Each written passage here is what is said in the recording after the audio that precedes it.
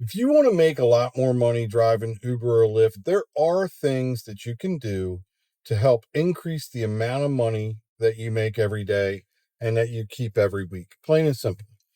And it's not difficult. These are small changes that drivers can make when they're driving for Uber and Lyft that will actually increase what they put in their pocket every single day. And whether you're a brand new driver or you've been a driver for a long time, I think all of us kind of fall victim to complacency. And there's things that you have to remember. First off, I think that driving around inside the inner city, whether it be Washington, D.C., Baltimore, whatever the city is, that's my marketplace, the D.C. and Baltimore marketplace. I think that driving inside of those cities can be a mistake. You kind of get trapped with traffic, lowball fares, and at the end of the day, you spend a lot of time driving to pickups and drop offs, and you're stuck in traffic. You're not making as much money. I do think that if drivers are smart, and I'm going to show you exactly what you can do to help you narrow down where and when you should be driving. I do think if drivers are smart about it and they take a minute to think about it and don't just go out and drive blindly, you can really increase how much money you bring home every single day. So the first thing that, and I do this all the time, the first thing that you can do as a driver to help increase how much money you're going to make is, in my opinion, drive the suburbs. Okay. There are a lot of people that need rides to school, to work, whatever it may be in the mornings. Okay. Drive those suburbs, get people to and from work, to and from school, and you're going to stay busy. The suburbs, they're great. And when I say the suburbs, I mean right around the edge of the city. They keep you busy. People need to go into the city. And lots of times, at least in my experience, you get rides coming back out of the city. So you're kind of doing a double whammy there and double dipping, and you're getting a ride to the city and back out of the city. Number one. Number two, and I do this probably once or twice a month, I go into Uber and I go into Lyft and I screen capture a bunch of rides, a bunch of them. And when I say a bunch of them, I mean 40, 50, 60 rides. I screen capture these things and I drop them into Gemini or ChatGPT, and I ask ChatGPT or Gemini to look at those rides and tell me what areas are making me the most money. And the more data ChatGPT and Gemini can look at, the more accurate of a prediction it's going to be able to give you. So do as many of those as you can possibly do, and it will spit out, you know, the times that you should be driving and the locations that you should be driving. And from what I can tell, I would say it's probably about a 12 to maybe 18% increase, 20% at the very best, on how much I'm bringing home. And I usually bring home after fuel, and I'm just going to go with fuel. I'm not going to go into how much I pay for the car, how much I pay for the insurance, because these are things I would be paying for anyway. So, after fuel and everything like that, I try to make at least 1,000. Sometimes I make a little bit less. Sometimes I make a little bit more. So somewhere between, let's say, $900 and $1,200 a week. And I think that's pretty good. I usually put in about, I don't know, somewhere between 30 and 40, 41, 42 hours a week. And I think that's pretty respectable. Again, if you've watched any of my other videos, you know that I generally split my days. So I work the morning, take off in the middle of the day, and then go back out in the afternoon and evenings.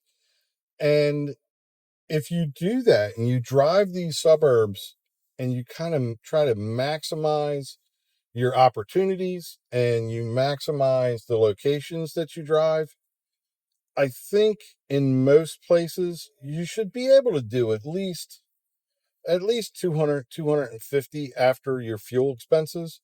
Um, you know, Some days you might you might have an off day and do a little bit less. Some days you may have a great day and do a little bit more. It's not uncommon for me to hit 300, 340, $350 on certain days.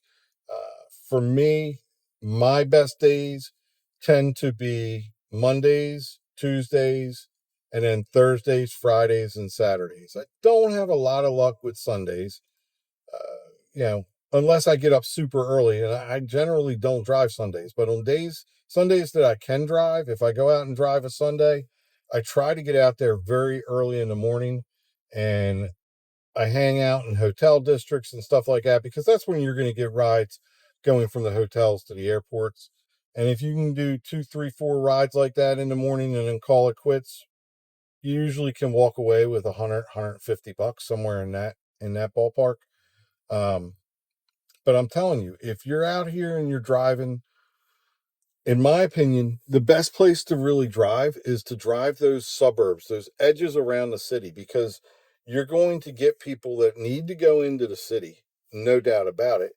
And there are those occasions where once you get that person into the city, you're going to get a ride back out of the city.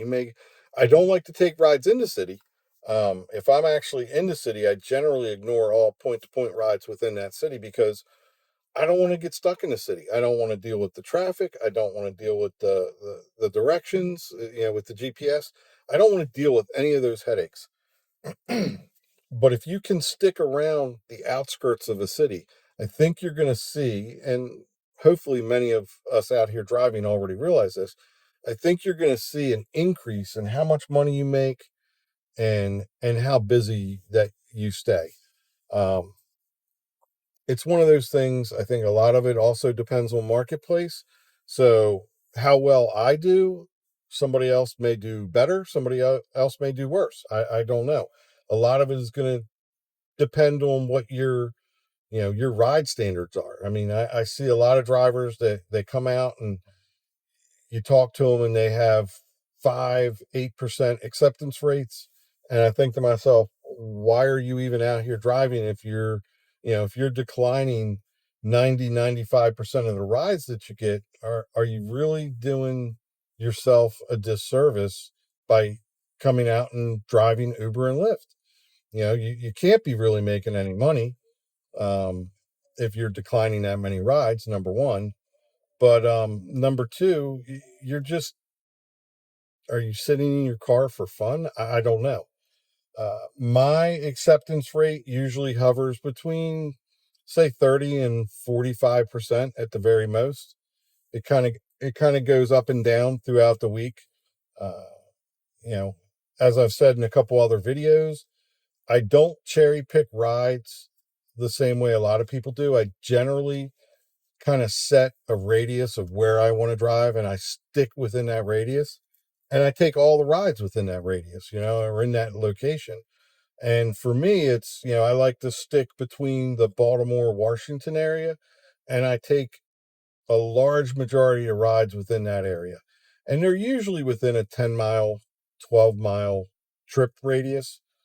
And I feel like I do well with that. I generally try to make about, I would say 250 to 300 on a Monday and Tuesday. And then on Thursday, Friday, Saturday, right around the same. Sometimes Fridays, I really kind of pinpoint where I want to drive and I target passengers that are going out to eat and things like that. So I tend to only take trips from a certain location into a certain location of the city.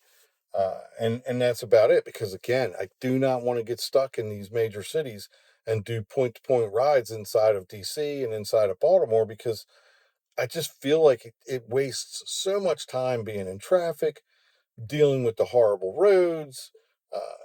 It's not worth it to me. Now, it might be different for everybody else. I don't know. It might be different for you where you are. You might have a different kind of market and you may be doing better if you take nothing but really long trips. But in my experience, the really long trips, they're losers. It seems like Uber and Lyft pay you so much less on these really long trips per mile or per minute, whatever you want to look at and whatever way you want to look at it. So for me, I generally pick and my locations, and I guess cherry pick rides, for a lack of a better term, based on a radius. And I think if drivers kind of look at it that way, I think at the end of the day, you're going to be better off. And hopefully, this little bit of advice helps some people, and everybody can make a little bit more money. So, anyway, drop me a comment. Let me know what you think. Uh, where do you think the best locations to drive are? What do you think the best times to drive are? Again, I split my days. I like to do the mornings, then I go out and do the afternoons and evenings. I try not to drive past around 9 o'clock, 9:30.